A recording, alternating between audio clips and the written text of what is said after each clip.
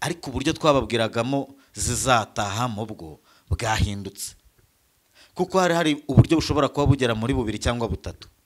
No kuvuga ngo bisi ziraje zirabatwaye zibinjiranye na Tanzania barakomeje, ibikoresho byabo byasigaye babanje kuzana amakamyo y'amakontineri agomba gutwara ibyo bikoresho byabo. Icyo kirarangira, bohereje nandi agomba ku boda ya Rusumo. Ayo makamyo rero atwaye amakontineri aramara iki? Biraza kurangira ayo makamyo ari yatwaye bya bikoresho bya bibunda binini bya Sadeke. Ndi kubona yari yaraje ije guhiga, nayo byari kuzarangira ibaye umuhigo. Ikiza ni yetahire, kuko subundi yafatanyaga na FDLR na Wazalendo na FARDC n'abarundi. Ubu none hatuvugana rero abarundi, FARDC na FDLR ubu none bari kwikubitira Wazalendo. Ubu tuvugana Wazalendo bari gucucumwa, bari kwicwa, bari gukubitwa, bari gufungwa, bari kugirwa gute? Mbaza uti ni bande bari kubikora? Ubwo ntibihise bigaragaza ko Kabila ibereye iyo ngiye atigeze agera no ku butaka bwa Kongo. None Kongo ibyo yakoze n'imyanzuro yafashe yashingiye kuki? Genda samuratsinze icyo ngukundiye uri umuntu mugabo, urugendo rwiza kandi urugendo ruhire. Promosiyo y'urukundo, gura ikibanza cya $1,950 i Bugesera Kababuye mu miturire. Hamagara 0783 93 793. Marshal Real Estate iduhaye Saint Valentin. Nongeye kubasuhuza nshuti bakunzi ba Urugendo Online TV, nkuko mumaze kubimenyera, tumaze no kumenyerana, tugeze mu mwanya mwiza w'ikiganiro nabateguriye cyo kuri uyu munsi. Mumaze kubimenyera rero, ngewe ndi Robert Sympathique Iyandemye, akaba ari gihe tugiye kubana muri iki kiganiro cyacu cyo kuri uyu munsi. Muranabizi cyane kandi ntabwo tubatindira ngo tujye muri byinshi, oya. Ahubwo mushobora kwibaza muti uyu munsi tugiye kuganira kuki? Uyu munsi nta kindi kintu tugiye kuganiraho cyane. Ibintu ngiye kugarukaho muri iki kiganiro ni ibintu bibiri. Ni igaragara rya Joseph Kabila Kabange, amashusho yamaze kujya hanze none ari muri Eswatini. Uyu munsi umwami Muswati wa Eswatini yagize isabukuru y'imyaka 57 y'amavuko. Muri iyo sabukuru y'imyaka 57 y'amavuko, mu bashyitsi b'imena bamaze kwasesekara bahagaragaye harimo na Joseph Kabila Kabange. Kuri ubu ngubu rero abantu bose bakomeje kwibaza bati, nyuma yaho tuboneye Joseph Kabila Kabange Eswatini muri biriya bice bya muri Sadek muri Afrika y'Amajyepfo, ubwo ntibihise bigaragaza ko Kabila ibereye iyo ngiye atigeze agera no ku butaka bwa Kongo? None Kongo ibyo yakoze n'imyanzuro yafashe yashingiye kuki? Ubu none bimaze gucanga abantu. Turaza no kubereka ku ka video rwose bari kumwakira banamusuhuza muri Eswatini muri stade bamwakira. The former president of the Democratic Republic of Congo. Nuko birangiye. Burya Kabila yibereye hehe? Hariya muri Afrika y'Amajyepfo. N'ikimenyimenyi bitabiriye umunsi mukuru wo kwizihiza isabukuru y'imyaka 57 y'umwami Muswati wa Eswatini. Ibi bintu ko bikomeje kuba ikibazo, ibi bintu ko bikomeje kugaragaza nabi guverinoma ya Repubulika Iharanira Demokarasi ya Kongo, ko bikomeje kugaragaza nabi ubutegetsi bwa Tshisekedi. Abantu babonye Kabila induru ziravuga. Byenda abantu banatekerezaga ko ashobora kuba ari muri Kongo, yewe ariho ari kwibanga cyangwa se binameze bite, ariko kuri kurangiye kubigaragaza. Joseph Kabila ntabwo ari muri Kongo. Icyo ni kimwe. Icya kabiri, mbese nibonera Joseph Kabila amashusho yose yagiye agaragara bavuga ngo ari muri Goma, ngo ari kwatembera, ngo bagiye kumwakira, ngo bigiye kugenda gute. Amashusho yose yagaragaye Joseph Kabila yari afite umusatsi ku mutwe, ariko kuri guhari none tuvugana Joseph Kabila arogoshe nta musatsi afite ku mutwe. Bivuga ngo amashusho yose yagaragaye ko ari Goma, nta shusho nimwe yo kuririmo. Ntayo pe, nta shusho nimwe y'ukuri irimo. Ibi rero ibyemezo byafatiwe Joseph Kabila Kabange bifashwe na guverinoma ya leta ya Kinshasa, biciye muri Minisitiri w'Ubutabera Constant Mutamba na Son Excellence Antoine Felix Tshisekedi Chilombo wa Mulumba biraza kurangira biti nimba barafashe iriya myanzuro nta makuru ahagije yo kuba Kabila yaragezeyo cyangwa ataragezeyo. Ntibihita bigaragaza ahubwo inzigo bari bamufitiye.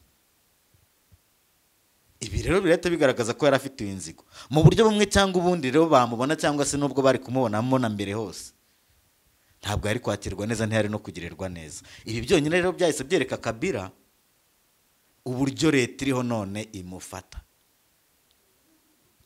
Bivuze ngo na bya bindi yagiye atangaza avuga kuri iyi leta bishobora kugira ishingiro mu gihe cyose ishyaka rye ryaba ryarahagaritswe bishingiye ku makuru y'igihuha ngo yageze i Goma. Igihe abarwanashyaka bakuru b'ishyaka rye batemerewe kurenga imbibi z'igihugu, icyo ni ikibazo. Igihe nawe ubwe imitungo ye yafatiriwe na konte ze zigafatirwa, icyo ni ikibazo.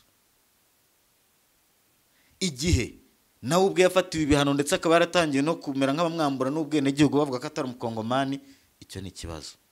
Nyamara ariko mu mateka y'icyo gihugu niwe wa kabiri wayoboye igihe kirekire, imyaka hagati ya 17 na 18.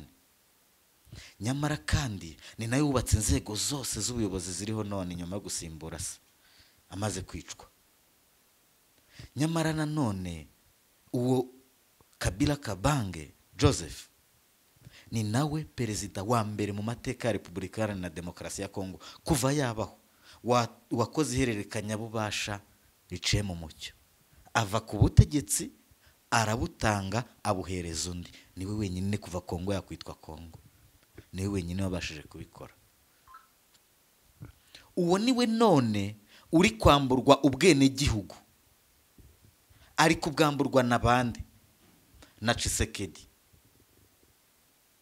Ubwo Kabila yatangiraga kuyobora Repubulika Iharanira Demokarasi ya Kongo mu 2001 asimbuye se nyuma yo kwicwa, Tshisekedi muri icyo genda atekereza ko menya yari ataratangira no kuderivaringa pizza mu Bubiligi, ashobora kuba yarataramenya no gutwara imodoka. Icyo gihe Joseph Kabila afite imyaka 29 gusa y'amavuko. Uwo muntu wayoboye Kongo afite imyaka 29 y'amavuko, Tshisekedi kira iyo ngiyo mu Bubiligi atarisobanukirwa, niwe Tshisekedi none ari gushaka kwambura ubwene gihugu. Ni nawe kandi wamuhaye ubutegetsi mu ntoki. Irande biraryoha cyane. Uwo ni Tshisekedi ushaka gukora ibyo bikorera Joseph Kabila. None byose babikoze nta namakuru bafite. Bafashe bya byemezo bamukatira iki byose atarigeze hageza n'ikirenge. None amashusho atangiye gusakara Kongo yose, imbuga nkoranyambaga zose muri Kongo byacitse byayobye. Bate Kabila tumubonye muri Eswatini yitabiriye umuhango w'isabukuru ya 57 ya Muswati. Birabayobeye.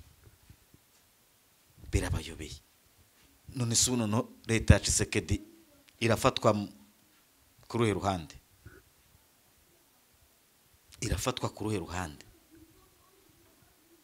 Nayo rero isigaragara ko ari ikibazo kuri Joseph Kabila.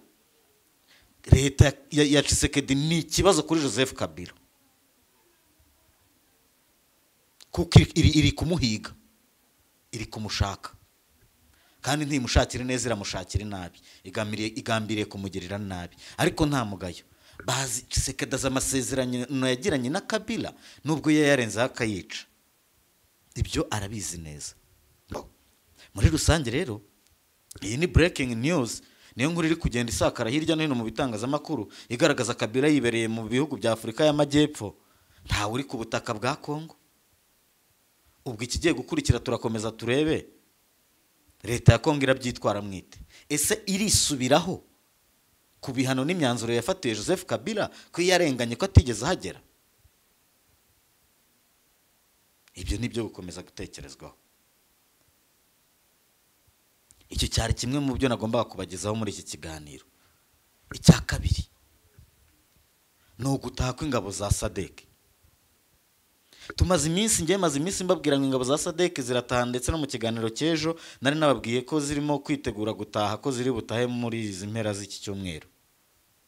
Nibyo ni nabyo gahunda iracyahari, biracyateganyijwe ko zishobora gutaha. ariko uburyo twababwiragamo zizatahamo bwo bwahindutse, kuko hari uburyo bushobora kuba bugera muri 2 cyangwa 3. hari uko zagombaga kuva muri Kongo zikinjira mu Rwanda zigafatira indege i Kanombe, hari no kugenda zikinjira mu Rwanda mu mabisi zikagera Rusumo bakazikomezanya zikagera Cyato muri Tanzania, n'ubundi buryo bwose bwateganywaga. ariko ubu noneho igihari igisirikare cya Tanzania, bivuze ngo biriya bihugu bifite ingabo muri SADC, no kuvuga South Africa, Malawi na Tanzania. Ikigaragara nuko bakoze inama. Ikindi nanone nuko ushinzwe imari muri SADC n'umunyamabanga uhoraho wa SADC bari mu Rwanda, baraye bahageze nimugoroba. Baje gukora iki? Baje kureba kurangiza ibibazo bijyanye na finance nyine ku bijyanye n'izo modoka zigomba kubakura muri Kongo zikabanyuza mu Rwanda zikabageza aho bagiye. Ibyo bibazo baje kubirangiza. Ni nayo mpamvu rero ubwo niko babyanzuye, cyangwa se nyuma yo kuganira byose barabirebye Tanzania iri muri SADC, iri no mu bihugu byari byatanze ingabo. Niyo mpamvu Tanzania yohereje amabisi yo mu bwoko bwa Yutonge y'igisirikare cya Tanzania. Ayo mabisi gahunda ihari nuko ari buze akajya ku mupaka wa Rusumo, umupaka w'u Rwanda na Tanzania, akaguma aho ngaho. Yamara kuguma aho ngaho, amabisi y'u Rwanda agakura ingabo za SADC Igoma zikinjira i Rubavu zigakomeza mu Rwanda bagakomeza ku mupaka wa Rusumo. Bagera ku Rusumo za ngabo bakagurana imodoka, bakava mu modoka za bisi zo mu Rwanda bagakomeza muri za bisi z'igisirikare cya Tanzania zaje kubafata ku mupaka wa Rusumo zikabakomeza niyo bashaka. None mushobora kwibaza mutese impamvu yaba yateye ibyo bintu, cyangwa se kuki bahise mwubwo buryo. Igihari nuko babanje no kohereza amakamyo manini atwaye amakontineri. Ayo makamyo rero atwaye amakontineri aramara iki? Biraza kurangira ayo makamyo ari yatwaye bya bikoresho bya bibunda binini bya SADC. Birumvikana ko kwa kundi batekerezaga muri make ibi biranashimangira ko mu biganiro bagiranye na M23 harimo ko n'intwaro zabo bagomba kuzicyura, kuko urumva ubusyo yo kuba baza bakagera ku butaka bw'u Rwanda bakajya gufata Rwanda Air cyangwa se yindi ndege ikabakura Kanombe kabacyura, ibikoresho baba babisize. Oya, ikiro ntibagihisemo. No kuvuga ngo bisi ziraje zirabatoye zirabatwaye zibinjiranye na Tanzania barakomeje, ibikoresho byabo byasigaye. Babanje kuzana amakamyo y'amakontineri agomba gutwara ibyo bikoresho byabo. Icyo kirarangira. Bohereje nandi agomba ku boda ya Rusumo agomba gutwara abasirikare. Bise bisobanuka ko ingabo za SADC ziratahana n'ibikoresho byazo, bidasubirwaho zirabicyura. Ariko se why not nizibicyura ariko zitaye? Nizibicyura rwose ubundi byari byaje kumara iki? Ntibyari byaje kwica? Niba bisubizeyo bizica abandi. Niba bisubizeyo bizica abandi, bitanateza na bifu. Hari n'abandi bagiye bavuga ngo imyitwarire ya gipadiri ya M23 mu ntambara nk'izagomba no kubaho kureba uburyo abantu babaharanira n'amahoro. Niba tahe amahoro abasigaye, kuko hari n'abapfuye benshi.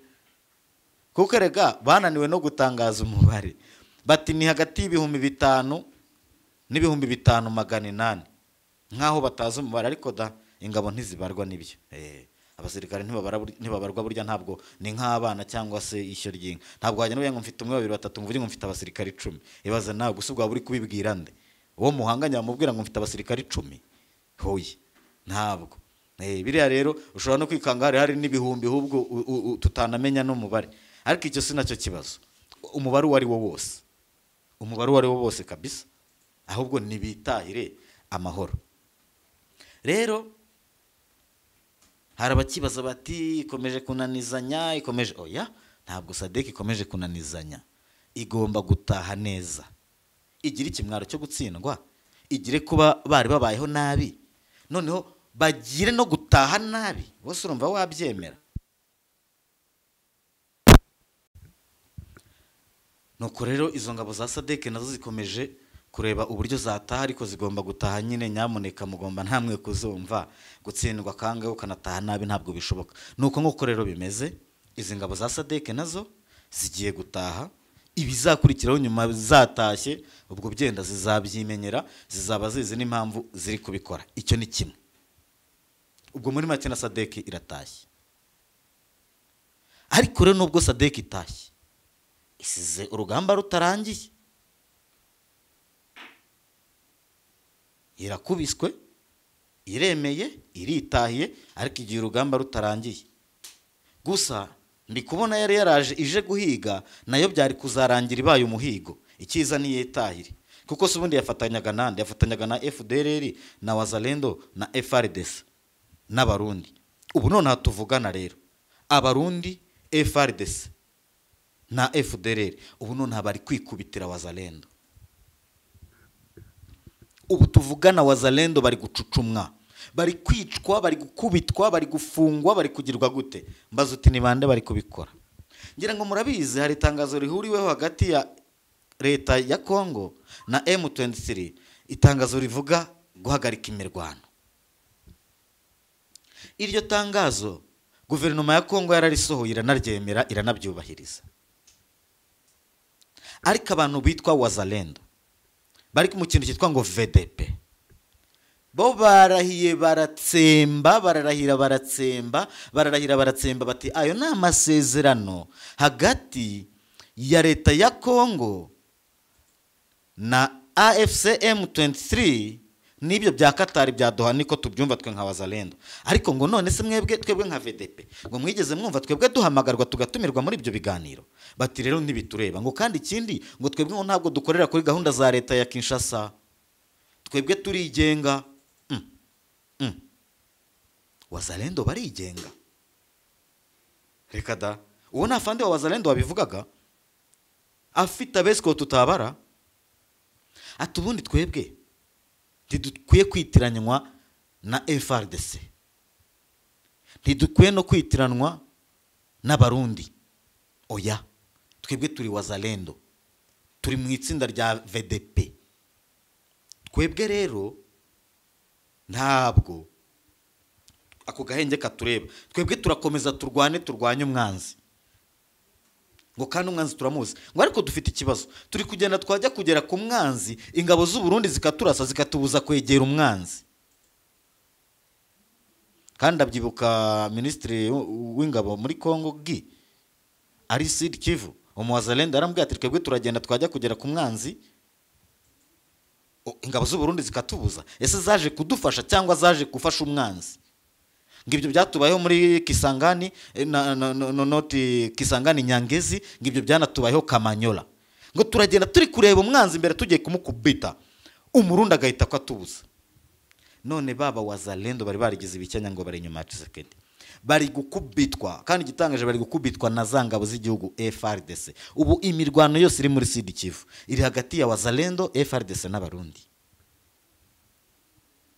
Basubiranyemo.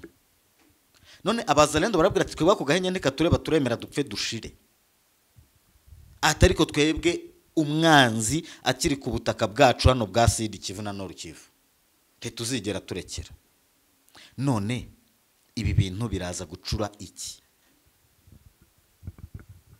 Ibi bintu biraza gucura iki? Nimba Wazalendo bari kuvuga ko aya masezerano yo guhagarika imirwano atabareba, Kongo irabyitwara mwite, kuko nubundi Wazalendo subundi ni bande? N'abaturage n'abana ba Kongo b'abaturage yari abasivile bahawe imbunda. Tshisekedi arakora iki kugira ngo yambure bari abana imbunda? Ntacyo. Ubu rero bivuze ngo ikibazo kindi Tshisekedi asigaranye imbere mu gihugu cye kirimo Wazalendo. Batamwumvira nona, batakumva itegeko rya Kinshasa, batakumva ibivuye Kinshasa. Kinshasa irabyitwara mwite, Tshisekedi arabyitwara mate. Nge rero ndabona ari ikibazo. ndabona ari ikibazo. Ubu se ku mpande zose Tshisekedi ari Tshisekedi yategetswe ibiganiro hagati ye na M23. Uko nugutsindwa gukomeye yaravuze ko ari pante, kari bipupe kataganira nabyo. Yategetswe kubiganira kubw'igitutu cya Amerika, kuganira na bya bipupe. None se ni gute wabura umuntu muzima ukaganira n'ibipupe? Yari yarabise ko ari terroriste, ko ari umutwe w'inyeshyamba z'iterabwoba. Nese Tshisekedi yemeye kuganira nabo yisaba terabwoba? Abayobozi bananga n'abandi na babisimo babakiraho $50,000 kuri buri umwe kuzabafata. Abandi bakatirwa urwo gupfa na ba General Sultan Makenga. Agiye kuganira nabo yakatiye urwo gupfa? Ntabwo ashobora kuganira nabo, ibyo byose bigiye hari mpora mbisubiramo. Ubwo ibyo nabyo yamaze kwemera kubikuraho, nako nugutsindwa. None abakongomani aho babera abantu badanje muri analize zabo, batiririya tangazo rihuriweho ryo kuvuga ngo Kongo ngo yemeye kuganira na M23, ni muri ryihorere. Rira ntacyo rivuze cyane ku ruhande rwa Kongo, atahubwo hari andi masezerano yo hagati y'u Rwanda na Kongo. Ngira ngo mukanya turanabagezaho ibyavuye mu kiganiro kiribuze gukurikiraho, nibyo turibuze kugarukaho byende byavuye muri iyo myanzuro y'iyo nama. N'amasezerano yasinye hagati y'u Rwanda na Kongo. Bati twebwe nibyo tugomba kureba kuko M23 no twebwe turi ngo ntabwo bashaka kwemera ko ibya M23 bazabimenya hagati y'ibiganiro bya Kongo na M23. Oya, ngo baraza kubimenya neza hagati y'amasezerano y'u Rwanda na Kongo, ngo kuko ngo M23 n'abanyarwanda. Kandi ndabarahiye ntabwo ari byo. Ikibazo u Rwanda rufitanye na Kongo ni ibibazo bitari na byinshi. Icyambere, Kongo igomba gutsinsura FDLR, u Rwanda rukabona umutekano. Icya kabiri, u Rwanda ndirufasha M23. M23 n'abakongomani, kandi Kongo ubu ntawe yahera ibihakana ko yemeye kuganira nabo tayari. Ikibazo cyari kera batakibemera, batavuga ngo bavuga na amapante ngo ntabwo baganira nabo. Ubu barabyemeye, cyari cyo kimenyetso cya nyuma. Ubu n'abakongomani mwemeye kuganira nabo. It's done, byararangiye hariya. Kuva mwarabyemeye, nta nubwo ushobora kongera gutekereza ngo hagati y'u Rwanda na Kongo ngo haraza kuvamwe umwanzuro uvuga ngo M23 ngo nive mu bice yigarure. Uwo mwanzuro subwo waburiye he n'u Rwanda na Kongo? Ibibazo by'u Rwanda na Kongo no kurangiza umwuka mubi uri hagati y'ibihugu byombi, ushingiye ku kuba Kongo icumbikiye abasize bakoze genocide mu Rwanda, ndetse banafite umugambi mubisha wo guhungabanya umutekano w'u Rwanda. Ikindi ni ibinyoma bya Kongo ku Rwanda bivuga ngo u Rwanda ruri inyuma ya M23. Ibyo ni ibinyoma. Ikindi ni umwuka mubi w'amagambo y'urwango n'ibiki n'ibyo. Na ibyo kuvuga ngo M23 yasubira inyuma, M23 yari kuri bice yafashe, ibyo bizaganirwa mu biganiro nibyo hagati ya Kongo na M23, niho bizavugirwa. Ntabwo ari hagati y'u Rwanda na Kongo, kuko M23 n'abakongomani. Ibyo nabyo mu byumve mutyo bisobanuke bityo, kuko ni nako kuri kubiri inyuma. Bikiraho rero, bikiraho kuko abawazalendo barwana ku ruhande rwa leta ya Kongo. Tshisekedi nareba uburyo abakaruma. None nimba FARDC ari gusubira inyuma ikicira wazalendo bakarasana, bose n'abakongo, none bigenze bite? Kuko abakabaye agatogo mu bwicanyi kandi bikorwa n'abaturage bamwe b'igihugu kimwe. M23 ubwayo n'abakongomani, FARDC ubwabo n'abakongomani, wazalendo ubwabo n'abakongomani. Noneho birenze hagati ya M23 na FARDC, bahise ko banaduka kuri wazalendo nabo. Noneho Kongo mwaba muri mu biki? Ariko ikintu cya mbere abakongomani bamaganiye kure, badashobora no kwemera, na leta yananiwe kukikuramo, ni biriya by'amasezerano yo kuvuga ngo bemeye ibiganiro hagati yabo na M23. Na n'uyu munota abakongomani barumva bari kurota, ntibarabasha kubyemera, ntibarabasha kubyakira, ntibarabasha kubyumva. Yewe sinzi ikizakurikira. Ibi bintu biragenda bite? ibi bintu birarangira bite? Kongo irabyitwara mwite. Abaturage ntibashaka kiganira na M23 kandi none leta yabo icyo batazi yabitsindagiwe yabitegetswe na Amerika. Abaturage rero bihangane kuko leta yo nta kabuza irakorera kuri ako gatunambwene. Abaturage bihangane rwose, leta irakorera kuri ako gatunambwene. Ikindi kandi leta ntabwo ishobora no gukomeza kwemera kurwana na SADC yari yizeye nayitashye. Ntabwo, ndakurahiye, ntabwo. Kongo 5 FARDC ntiriho, Wazalendo boni kuri kubi n'abaturage. Abarundi barashize yewe nabo baretse kubyijandika mose birabamarira iki? Ntabwo Kongo yakomeza kurwana na SADC idahari. Nuko rero bimeze, kira cyarasobanutse kandi neza. Wazalendo bo rero kuba bakumvira leta cyangwa se batayumvira ni ikibazo cya leta, ariko kuba ari bo bari batangiye gufatwa nk'intwari z'igihugu ariko none leta ikabisubiye inyuma ikabitangiye kubica, bari gutaka, bari kuvuza induru kabaye bati nimudutabare. Twebwe Wazalendo, abakunda igihugu, abitangira igihugu, twemeye kumena amaraso yacu, none ingabo za leta zatwahutsemo ziri kutwica nk'udushwiriri. Nimudutabare, nimutuvugirize induru dutabarwe, nimudutabarize. Abo ni Wazalendo babandi leta riri kuvuga imyato none bayihindukiranye. Rero turakomeza dutegereze turebe uko biri bugende, turebe igikurikiraho, ariko ibi byose sinabura kubihuza na situation umwuka mubi uri muri Kongo. Ubwo ku munsi w'ejo ubu turi kuvugana hari abasirikare ba FARDC bagera kuri 40 bamaze gutabwa muri yombi. Ejo bagerageje gukora kudeta, ariko uburyo bakoramo kudeta, ariko bari abantu bizi igisirikare, uziko batabana local defense. Kujya muri hoteli mugafata amashusho ngo guhera none ngo leta ya Tshisekedi ivuyeho, ubu ngubu bari kubazwa icyabibateye. Ariko iriya yiswe kudeta nayo niyo gutekerezwaho. Nkurikije uko byabaye, bira n'ibintu byateguwe na leta, bira n'ibintu byateguwe na Tshisekedi, kandi bifite icyo bishaka kwerekana ku ruhando mpuzamahanga. Birashaka kwerekana ko afite abanzi benshi bari kumurwanya, ko ibyarimo ahanganye n'umwanzi, ndetse ku mwanzi anamwegereye ari hafi cyane. Bira rero bigatuma hari ibikorwa bimwe na bimwe agomba kujijisha abaturage ntibigire icyo bikorwaho, ahubwo agakomeza kugaragaza ko ari mu ntambara, ko hari bitaba mu gihe cy'intambara.